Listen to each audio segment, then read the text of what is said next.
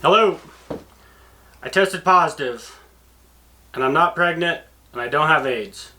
So, that means that I don't get to go to work for about 10 days. Gives me a little bit more time to, do stuff around the house because I usually avoid people as it is. I've been thinking about a little quiver modification, and I've been using this style of quiver for about, I don't know, 8 or 9 years maybe. And I like it because it's simple, it pops on and off, it'll fit on any bow. It's relatively secure, but it does have a little bit of movement, but not so much when you're shooting. You don't have to worry about it, but it will slide up and down the limbs so you kind of have to keep an eye on it. So instead of modifying this one or another quiver that I have, I think I'm just going to start from scratch, and I'll walk you through that process. To get started, I just had an old 2x4 that was super warped, and so I had to plane it down, kind of get it straightened out, because you don't want to use the good stuff. And then I just hot glued some blocks together. Hot glue is way underrated. It's actually pretty good glue, especially for this kind of stuff. And then I just went to whittling away, kind of like making a bandsaw box, but quiver form. And really, to do this right, what you would do is you would hot glue those pieces back on and then keep cutting and forming it that way. But I was just kind of freehanding a lot of it and just putting up some reference lines and just going for it.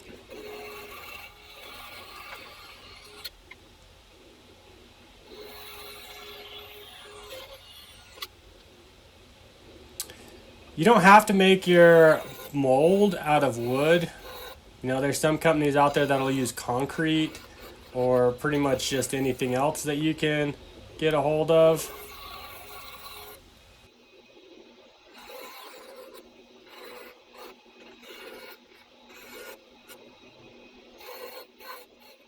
But yeah, it's just kind of whittling away. Oops, kind of got away from me a little bit.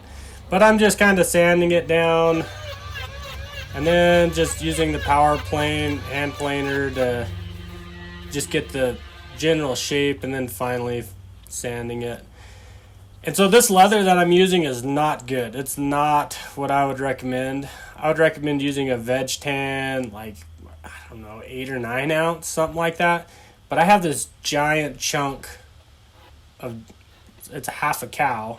And so I try to use it whenever I can if it's not something crazy important, just because it was cheap and I kind of need to get rid of it so that way I have an excuse to buying some better stuff.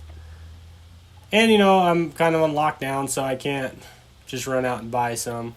Or I could raid my wife's stash of leather, but she probably wouldn't appreciate it.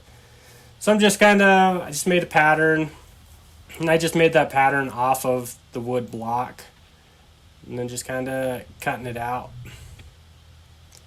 Pretty slow process.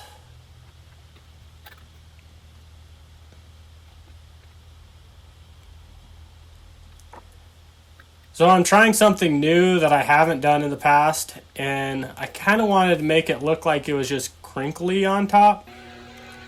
So normally when I make quivers, I try to make them smooth. And because I knew I was going to be fighting this leather, since I don't even know what it is, I decided to go for that look. And so you'll see that here in a little bit. But I'm just kind of, edging it and then just poking holes for the stitching. And use dividers just to keep your line or your holes straight. Just an easy way to do it. You can do it while it's wet. We're poking the holes while it's wet, but I find it easier to do it while it's dry and then wetting it later. You don't have to get it, you don't have to let it soak for hours. You just have to get it wet. And then to stitch it, you just have 2 needles and you're just making X's all you're doing. On this one, I did X's on the top and bottom. Sometimes I'll just do X's on the top, and I'm sure that there's a proper name for that. I don't know what it is. So you just see it's back and forth, pretty straightforward. This is another slow, boring part. When you're doing, I should say it's boring when you're doing it because it takes forever. You're just doing the same thing over and over.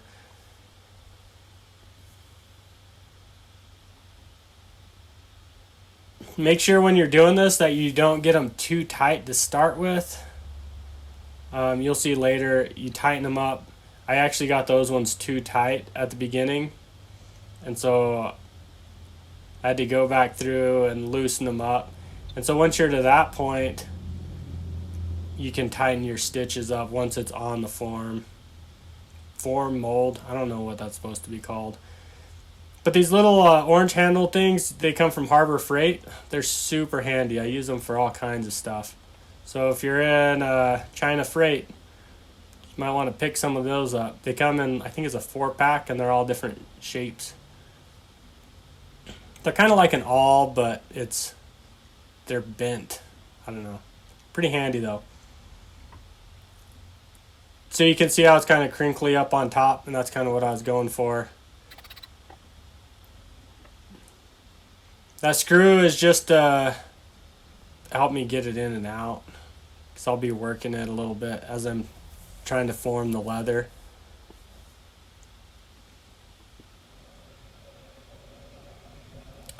And then this is, I don't know. Everybody's laser engraving everything these days, so I guess I was just following the trend. I never laser engraved a quiver hood before, but figured I might as well give it a shot. Another thing, if you engrave leather, at first I was kind of hesitant to wash it, but you want to wash it really good. So just scrub it. Some people use a toothbrush, but I just use the, dog's water. It's probably not the best thing. And then you just throw it in the heat box. Well, you can use your oven too, but about 200 degrees, 180, 200 degrees for a little while. And I didn't really time it how long it was in there, but it was in there a while till it was dry. Here's another little trick when you're trying to put holes in rubber. You can't just use a drill bit because it'll just grab it and twist, and it'll just make a mess and they won't be very good. So if you use some kind of tubing, like this is actually a carbon arrow that I just cut off and then sharpened it on the sander, and then it just pokes holes. But you have to remember it's the inside diameter of your tubing and not your outside. So I just got something that I thought would fit arrows pretty close, and you'll see here in a minute that I messed up, but it's fine. And then the easiest thing that I found are some old hoof nippers, and you don't want to use your good ones. So if you have a pair of diamonds, this is the perfect job for it. I think this pair is actually from NC Forge, which they're one step up from diamonds, but they're still not my good ones. And so, yeah, for some reason, horse nippers work perfect on that. And then once you get the general shape, you can hit it on the sander. I suggest you use some pretty rough grit, and yeah, make sure it's not one that you really care about. Like there's another Harbor Freight sander. Got a lot of Harbor Freight stuff's pretty cheap, but it seems to be okay.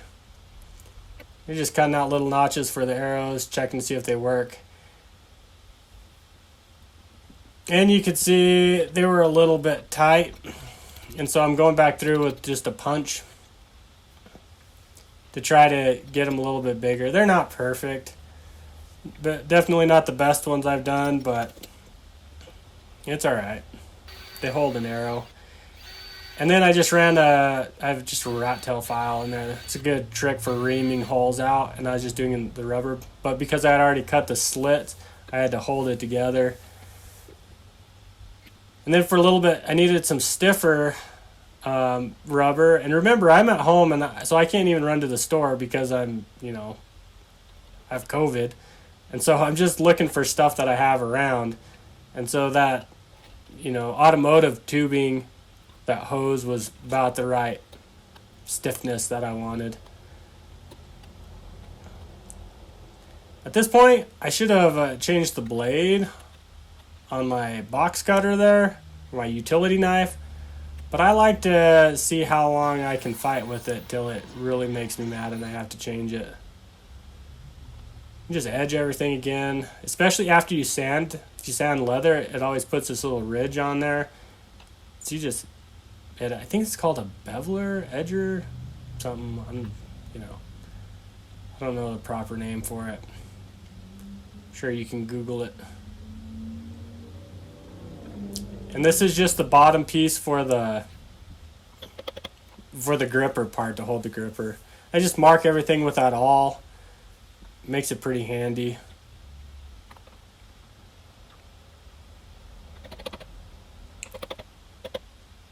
Could just use a leather punch or, hole punch, but that one seems to work pretty good.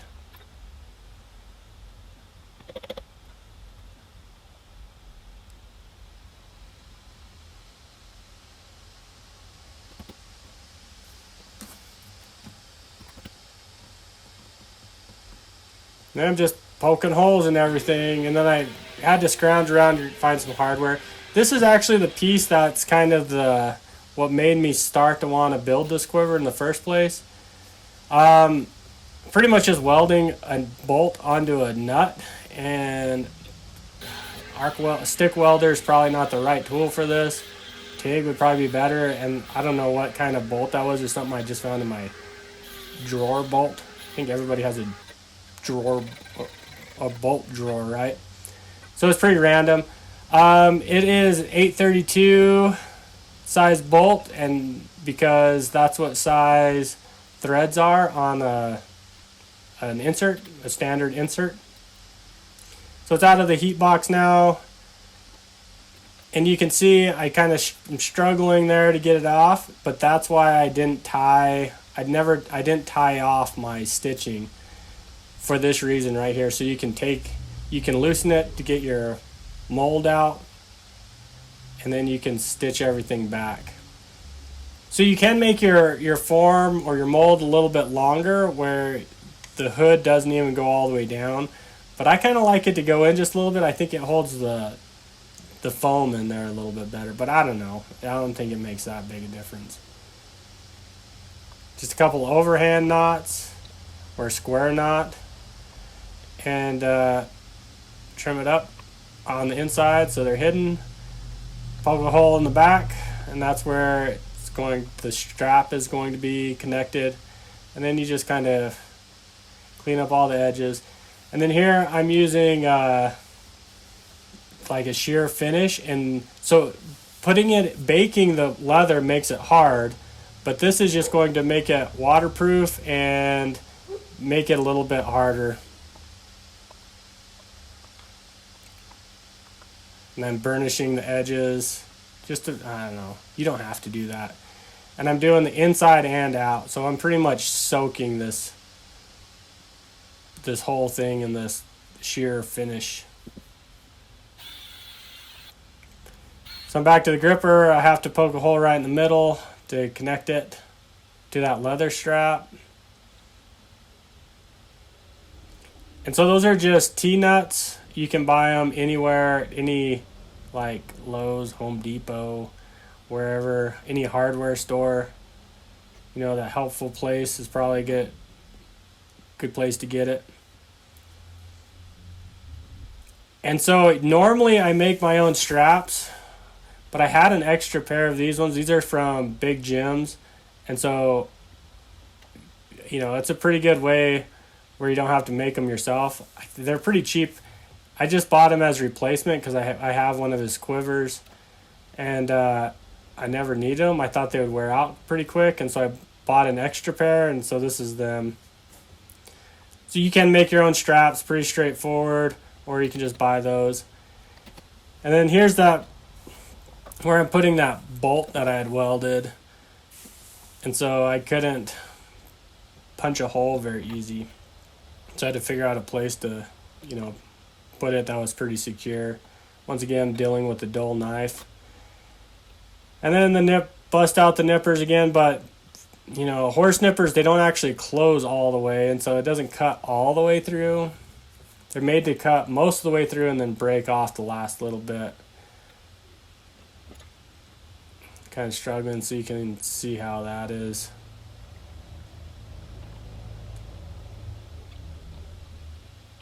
Probably wouldn't use a shiny bolt back there, but that's what I had.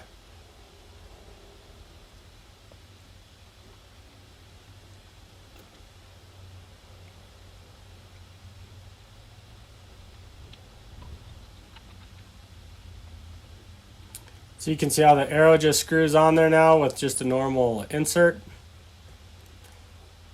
Then we just start putting things together.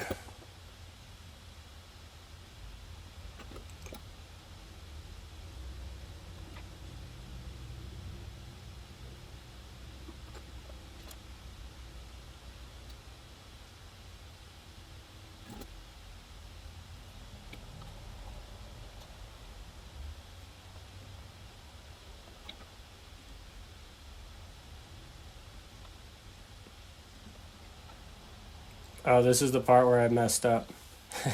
I put it in the wrong hole, and so I had to redo it again. Sorry. I thought that I had fixed that in the edit, but apparently not. It's too late now. I'm not going back.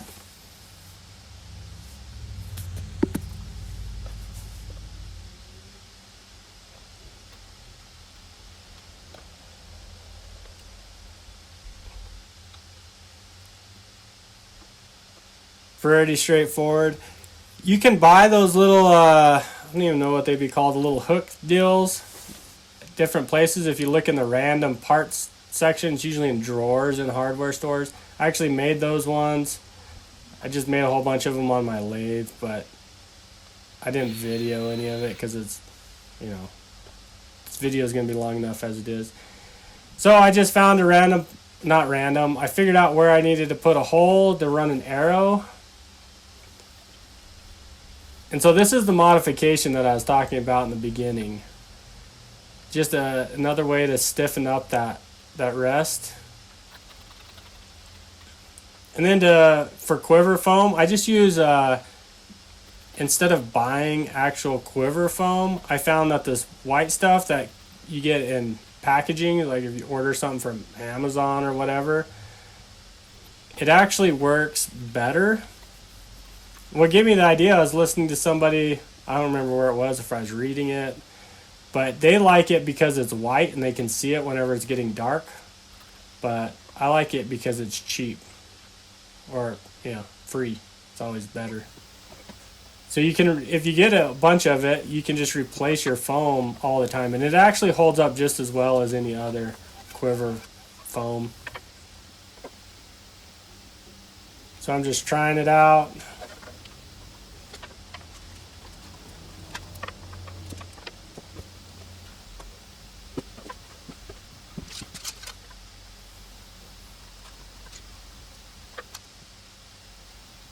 Just trying to figure out the spacing. There's a lot of different ways of putting your arrows in, so that way your fletchings don't hit and stuff like that. I recommend you don't just put them in random. Some people just stick them in anywhere. I kind of make a pattern, whether you're doing the zigzag or just like the half moon, however you want to do it. I like the half moon, crescent moon type pattern. Then I'm trying something else out here. I'm just, instead of running the whole arrow, I'm just going to put a chunk of it. Just trying it out. And you know those cheap inserts that you get with when you buy arrows? This is a perfect use for them. The aluminum ones that are never square or not very durable. So you just put it on there, and remember the thread is 832, and all I had were super long bolts. I'm actually surprised that I had the right bolt for it, but I did. So yeah, that's pretty much it. Pretty straightforward. Hopefully this helped answer some questions. Sometimes when you come up with an idea, you have to think, is it better or just different? And I'm not too sure about this one yet. I'm still a little bit skeptical. So the idea behind it was just pretty much putting this bar in. And this bar is pretty much the same thing that any quiver company has. Every quiver company has their version of this. And so the idea is to keep it from the gripper sliding down the limb or the hood to sliding up the limb. And normally with this style, it's just the arrows that keep it all together. And as long as, you know, you're not running out, as long as you have at least one arrow in there and you have decent foam and a decent gripper, you don't have to worry about it. Another thing that I do to help, just in case your gripper is wearing out a little bit, is I always get these rubber bands that they're the ones that go around your wrist for, you know, cancer patients or memorials or things like that. So it doesn't matter what kind of bow I'm shooting or what kind of quiver I'm shooting, I always keep one of those on there, and you just leave it off of the number 1 slot.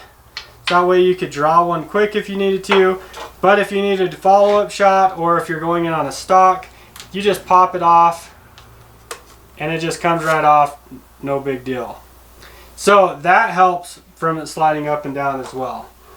Other than that, the only other thing is my idea wasn't originally to bolt it like this, and I'll show you what I'm talking about there. This is how I originally envisioned it. So instead of just using a piece of arrow bolted on both ends, I ran another arrow, so you have a spare, and it's bolted to the hood, and then it's run through your gripper just through a tight friction hole is all it is. And so the benefit to that is if you can shoot all 5 arrows and you don't have to worry about your quiver moving. The other benefit is that if you run out of arrows and you could carry an extra broadhead in your backpack or something, just unscrew this, take your quiver off completely, and then you'll at least have one more as a backup. And you might be thinking, how often do you need more than 5 arrows? Well, you'd be surprised how often you run out. So that's pretty good benefit to it. I don't know if it's going to be enough benefit for the extra weight that it's added. You know, it's just a couple bolts and another arrow, but that is a little bit more weight. I like to shoot a heavy bow as it is, and so I don't think it's going to be that big a deal. But you definitely need to practice with that extra weight. You know, always practice with a full quiver because it'll change how you're shooting. I think you should try it. You don't have to build a new quiver from scratch. You can just use whatever you have. If you have a cell weight quiver or a big Jim's quiver or just any other kind of strap-on 2-piece style, or even the slip-on ones, because those tend to ride up a little bit. Give it a shot. See if you like it. Let me know, because I'm curious. Usually I like to go test these things out, and I did shoot it a few times with this, and it seemed like it was exactly like the other ones. But yeah, let me know if it's worth carrying an extra arrow or not, and if it's worth not having to worry about your hood or your gripper sliding. Other than that, thanks for watching to the end, and have fun making stuff.